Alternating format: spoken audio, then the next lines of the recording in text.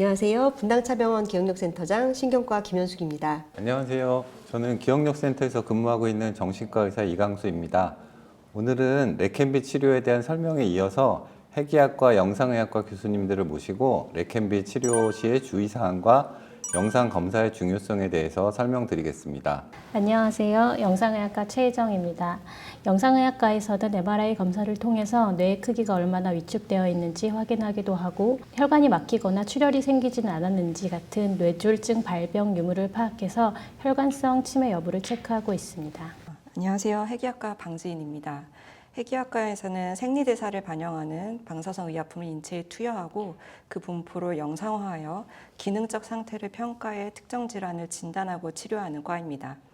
그중에 기억력 분야에서는 뇌 PET 촬영을 통해 진단과 상태 평가를 하고 있습니다. 네, 가장 먼저 레켄비에 적응증이 되는 치매는 어떤 과정으로 진단되는지 이강수 교수님 설명 부탁드립니다. 네, 그 레켄비에 적응이 되는 치매는 이제 여러 가지 치매 중에서 이제 주로 알츠하이머 치매로 진단된 경우에 레켄비 치료를 할 수가 있고요.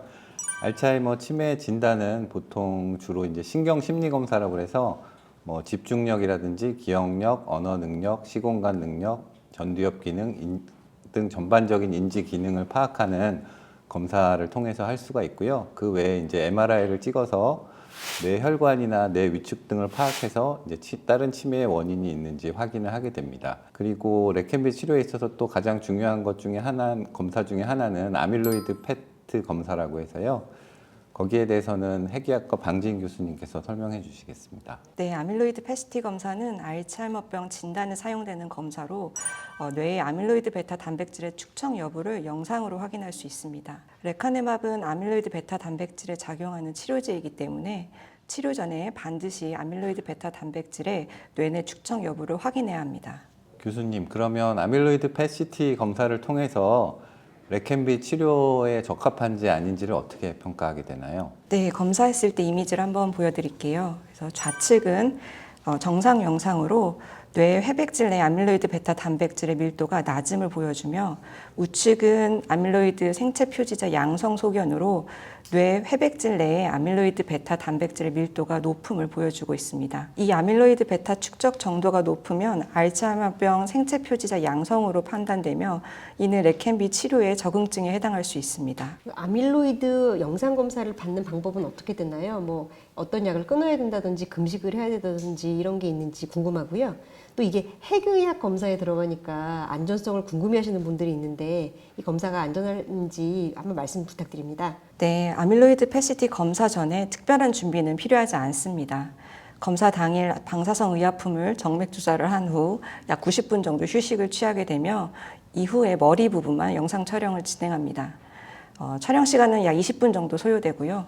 주사되는 방사성 의약품은 매우 소량으로 약품에 의한 부작용 발생 가능성은 극히 드물고 방사선 피폭량도 높지 않아 안전한 검사로 간주됩니다. 약물 치료 전 진단을 위해 아밀로이드 이 PET 검사를 저희가 진행하게 되는데요. 그럼 그 이후에 추적 관찰이나 약물 효과가 있는지는 어떻게 보게 되나요? 네, 약물 치료를 진행하면서 이제 아밀로이드 PET를 통해 뇌내 아밀로이드 베타 단백질의 축적 정도가 감소했는지 추적 검사를 하게 됩니다. 아밀로이드 베타 축적의 정도를 평가하는 지표로 센틸로이드라는 점수를 사용하는데요. 이 점수는 아밀로이드 PET 영상에서 얻은 결과를 점수화한 단위입니다. 아밀로이드 음성 대상자의 평균값을 0점으로, 알츠하이머병 치매 환자의 평균값을 100점으로 나타냅니다. 치료 전과 치료 중 혹은 이제 치료 종결 후에 아밀로이드 PET 상에서의 이 센틸로이드 점수의 변화를 통해서 치료 효과를 객관적으로 평가할 수 있습니다. 네, 레켄비 치료에 있어서 아밀로이드 PET, CT 검사가 매우 중요한 검사인데요. 하지만 이제 레켄비 치료 중에는 또 계속 진행해야 하는 검사가 바로 MRI 검사입니다. 최혜정 교수님, 그 알츠하이머 치매 환자를 진단하고 이제 레켄비를 치료할 때 MRI 검사의 필요성이나 중요성에 대해서 말씀해 주시겠어요? 네, 알츠하이머 환자는 레켄비 치료에 앞서서 MRI 검사를 통해서 레켄비 금기사항 해당 여부를 확인합니다. 4회 이상의 미세출혈, 10mm 이상의 단일 대출혈, 표재성 철 침착증, 혈관 부종, 주요 혈관 영역의 내경색 및 2개 이상의 열공경색, 파제카스 점수 3점 이상의 뇌백질 신호 변화 소견, 아밀로이드와 관련된 뇌질환의 증거, 그리고 인지장애를 유발할 수 있는 기타 2개 내 주요 이상 소견이 발견되는 경우 레켄비 투여를 할 수 없습니다. 교수님, 그 레켄비 치료 시작 전의 내용에 대해서 굉장히 잘 말씀해 주셨는데요. 이 약은 치료 중에도 주기적으로 MRI 검사를 통해 환자 상태를 모니터링 하도록 되어 있습니다.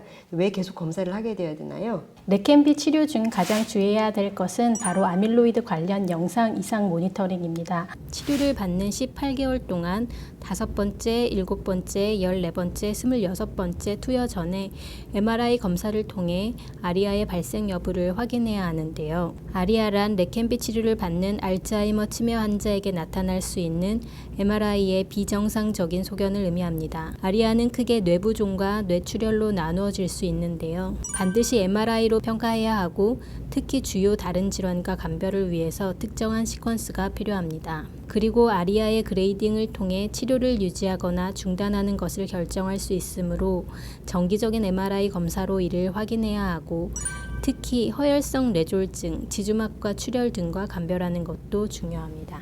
네, 최혜정 교수님 자세한 설명 감사드립니다.